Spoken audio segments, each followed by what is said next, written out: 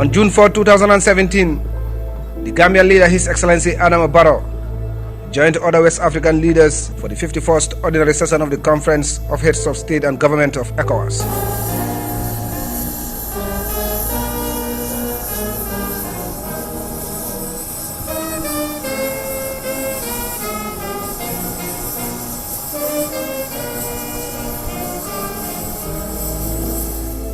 This was the first high-profile event Liberia has hosted in the post-conflict era.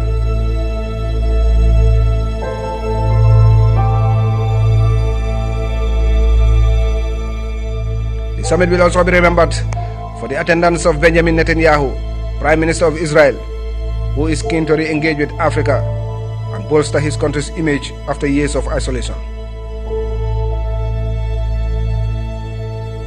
However, there was a no-show for regional powerhouse Nigeria, as none of its senior leadership attended the event. The summit got up to a good start at the Farmington Conference Center, where Ellen Johnson Sirleaf, the chairman of the regional bloc, welcomed leaders to the summit.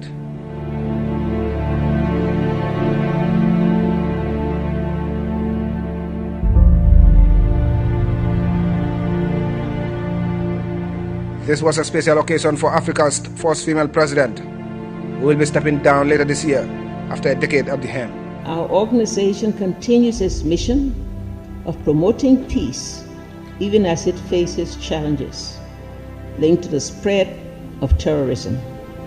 Terroristic attacks are engendering instability in a number of our member states, and we know that terrorism constitutes a growing threat for all of us.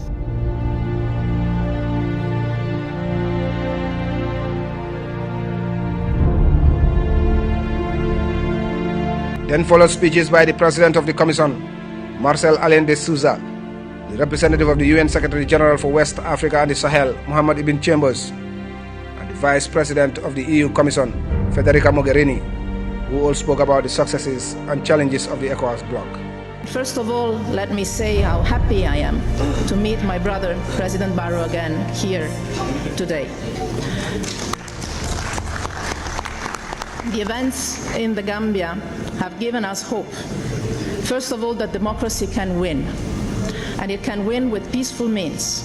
It's a success story, but we need to support this success story still if we want it to consolidate. We discussed this in Brussels recently. Mr. President, I would like you to know, and all the people of the Gambia to know, that you can always count on the European support, now and tomorrow. The people of Gambia stood up for their freedom and their rights, and you, the leaders of this region, together with all of us, stood on their side. You didn't leave your brothers and sisters alone, and the power of regional solidarity and cooperation proved to be incredibly strong. I know very well the path is not always easy, and the situation in Guinea-Bissau today is not encouraging at all. The only path here is a path of mediation, the same path of courage and determination that Gambia took.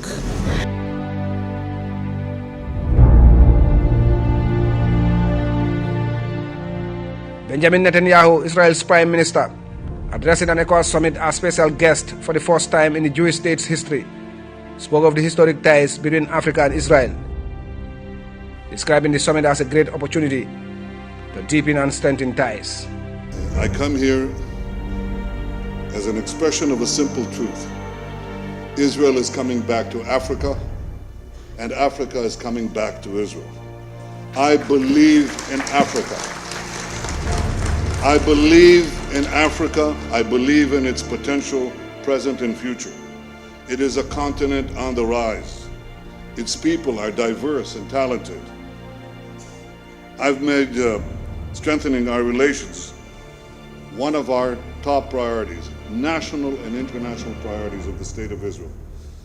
It's the reason I became the first Israeli Prime Minister to visit Africa in decades. Well, one thing I can assure you, it won't be decades until an Israeli leader visits Africa again. It won't be 5 years, it'll be a few months. Africa and Israel share a natural affinity. We have, in many ways, similar histories.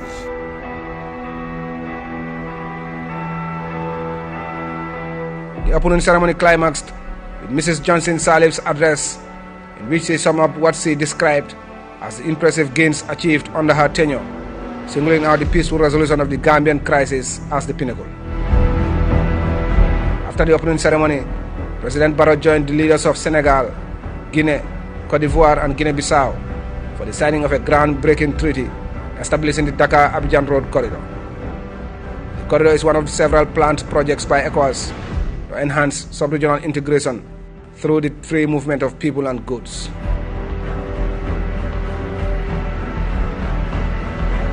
The leaders later reconvened to witness the signing of an accord by the leaders of 20 Liberian political parties, committing themselves to a peaceful, free and fair democratic election in October.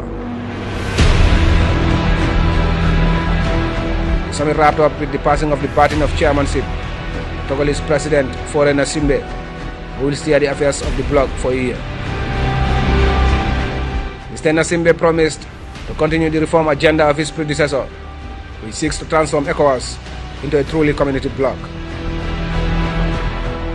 The summit closed with a communique in which the leaders agreed, among other things, to postpone a decision on Morocco's bid to join the bloc, and most importantly, to extend the economic mission in the Gambia for another 12 months. The next summit will be held in Lomé, Togo.